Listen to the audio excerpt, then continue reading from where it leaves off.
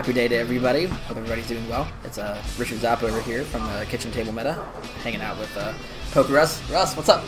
Say hi to the fans. Yo!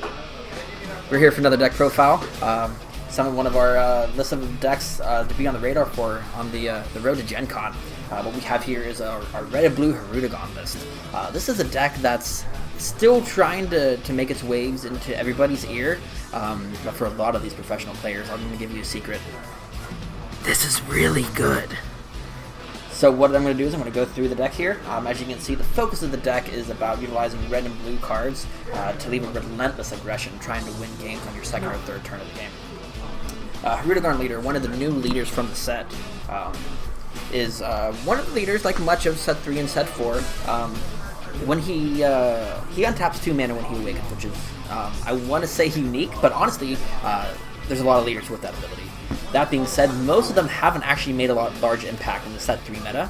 Set 4, I would go far as saying is that untapped 2 mana is going to be better than a lot of our draw 2 leaders. So Unawakened, Hirudegarn has an effect where when he swings directly at a leader card, you can discard a battle card, not a spell, but a battle card, in order to draw 2. In a deck like this, which is very, very aggressive, but at the same time runs a large number of combo cards with 110, being able to discard those 110s and ensure that your entire hand is comboable at any point in the game, very powerful. Once we flip over, we have a secondary effect when he attacks, draw a card, and then if you're at 4 mana, 4 energy, turn 4 or later, he also looks at your herb, takes 1 card from your opponent's hand of their choosing, and puts it on top of the deck.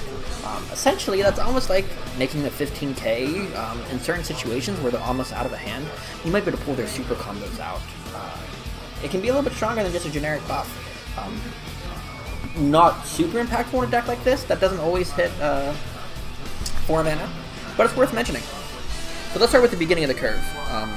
This deck runs 4 copies of Saiyan Kaba. It runs 4 copies of Intensifying Power Trunks, and it runs 3 copies of Hidden Darkness Minotia. Saiyan Kaba shouldn't be new to anyone. Double strike, pick up a life.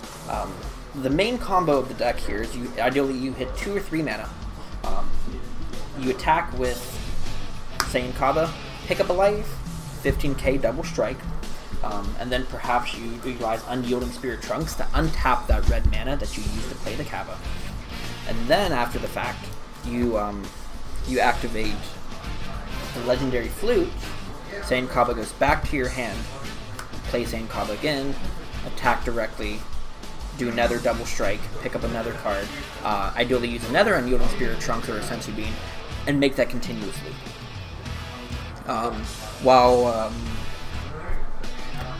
making a mess here. Intensifying Power Trunks here, again a card you run 4 of.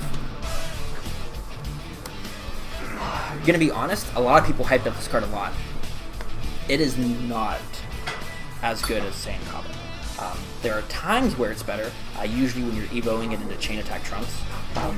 But you trading one of your life for one of their life, even if it's a critical damage and yours is going to your hand, for 1 mana, that's not as impactful as some cards in your deck. The card is usable, yes. It's a great alternative to playing Saiyan Kaba. But I usually want Kaba instead. One benefit of Trunks, though, is whenever you're opening up very early, this single damage on a Super Saiyan 3 leader, getting them 6 to 5 instead of 6 to 4 while helping you awaken, that is one of the most important applications of this card. When they're at 6 life, you don't automatically put them in Awakening Zone. Additionally, we have, again, these 3 copies of Hidden Darkness Minotia. What this card does is whenever you discard a card due to a card effect, so not only can that be something like your Hirudegarn leader, but it can also be something like your opponent playing the Cell Chain. And when they force you to discard cards you discard your Hidden Darkness, and it allows you to search your deck for a Hirudegarn the Wanderer and put it in your hand. This is not a great card, you're rarely going to cast it, but what this will allow you to do is give you your blue mana that you need. Usually, your first 3 turns is red mana, blue mana, red, or red, blue, depending on the cards you have. This is 9 times out of 10 going to be the blue card to charge. So being able to trigger this off the leader effect is great, off your opponent's discards effects are great, but also off your super combo. Foy, Emissary of the Flame, best super combo in the game, hands down.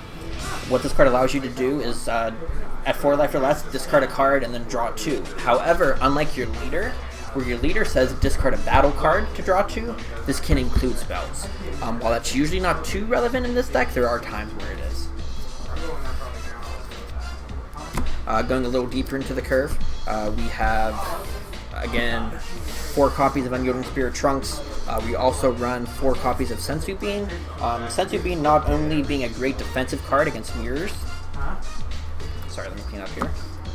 Not only is it great against mirrors, allowing you to defend yourself against their 15k onslaughts. Once you awaken, you're a 20k with a Sensu Bean, and that protects you for a while. But this allows you to do the same kind of effects as Unyielding Spirit Trunks. Again, that loop of play a 1-drop, play Sensu Bean or Unyielding Spirit Trunks, continue that loop. That's one of the core aspects of this deck, and that's something you're going to see a lot in this format. Additionally, we have 3 copies of Furthering Destruction Champa. This is a card that allows you to close the game out. Giving your leader double strike, giving your random attacker double strike is very valuable. Giving your 1-cost Intensifying Power Trunks double strike and critical for 2 mana. Take 2 cards out of their hand, that significantly improves the playability of this card. We also run 3 copies of Bodyguard Legic. We also run 3 copies of Raging Spirit, 4 copies of Raging Spirit Sun Gohan. These are the 3 costs, are defensive. Bodyguard Legic frequently being able to be played for free. We play 3 copies because Bodyguard Legic isn't a card you want to play 2 of, because you need to not, they need, Bodyguard Legic's effect says if they have monsters on the field you don't, you're able to play them for free. But if you're playing the first one for free, you're not able to play the second one for free. So generally we keep this to 3. One cool play is utilizing Legendary Flute, is we can go Bodyguard Legic for free, attack with Bodyguard Legic, and then immediate Legendary Flute him back, and play him again for free, and attack again. And that can be a great way to clear boards, much like the 4-cost Pogo. Additionally, we run 2 copies of Ultimate Jaco. This is a great defensive card. It's a blue card that lets you turn on your Sensu Beans, and when you're about to lose, it can essentially be a 15k combo. This card needs to see more play. A lot of people aren't playing it yet. It's an MVP. My super secret spice for the deck, Dark Rejuvenator Toa. When you're thinking about what kind of Dark Overwhelm cards you want to play and what kind of Overwhelm cards you want to play, in a deck like this, Dark Rejuvenator needs to be on your radar at 2 to 3 up. What this card says is you pay 1 mana, and you Overwhelm 3 to play it, and then you pick 1 guy on your field to turn 2 or less, and you untap it. So frequently what I'll do is, let's say I'm at 6 mana. Or I'm at 6 life, I'm sorry. So I play the Saiyan Kaba, swing with the Saiyan Kaba, go down to 5 life, pick up a life, he's at 15k double strike. Swing for the 15k double strike. Now I use my other mana to play Dark Rejuvenator Toa. I will untap Saiyan Kaba. Saiyan Kaba swings. The text on Saiyan Kaba is gaining the 10,000 power and the double strike is for the whole turn, not just for this fight. Which means when he's attacking, he's already a 15k double striker. If I want to resolve this effect again, pick up another life. Now I'm at 4 life. Now he's a 25k double striker. Combo with the Dark Rejuvenator. Now I'm at 30k. I can awaken, untap the 2 mana that I used to make this play. So 2 life and 0 mana. I got 2 cards from my life. I got closer to awakening, and I swung with 30k and a 15k double striker. Very powerful. Yeah, pretty straightforward there. At the top of the curve, we play 3 copies of Forcing Hit. Great closer, great way to pull their super combos out of their late game, great way to snipe their hand and figure out, can you win this turn? And if you can't, you pick the cards out of their hand that stop them from doing the same. And at the end of the curve, we have, in our local meta, we play 2 copies of Dimension Banisher Fu. This card can be great for blowing up cards such as 4-cost Bardock, or their own forcing hits. Usually I would play Scientist Fu in this slot, but for my local meta, this is a better call. Other than that, the rest of the deck is going to be pretty standard. We're going to have 4 copies of the Legendary Flute, and we're going to have 4 copies of Sensu Bean.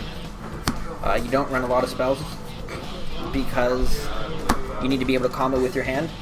There are times in the super late game where you're going for lethal, you swung with him, you gave him double strikes, and now he's 25k, you go with your super combo and you discard a Flute that you weren't able to play. Discard the Flute, draw 2 cards, one of them can be battle, and that's great.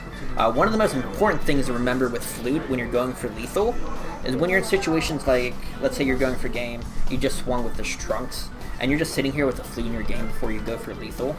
Make sure you play the Flute. Not only do you get a draw, but now you can use this tap battle card as part of your combo whenever you start going for lethal. So I said, this is the deck. I think there's a couple opportunities to fix it, but I think this is very close to an optimized version. I would seriously consider side decking cards like Chain Attack Trunks and Xeno the Flame God, but definitely keep this on your radar for Gen Con and for events in the future. Thanks again to some of the shops that support us, Bottom Dollar Trading Cards, thanks to ICG, the store we're recording this at, thanks to PokeRuss, thanks to my sponsor over at Kitchen Table Meta, Dusty and the crew's fantastic, and thank you all for watching. Take care.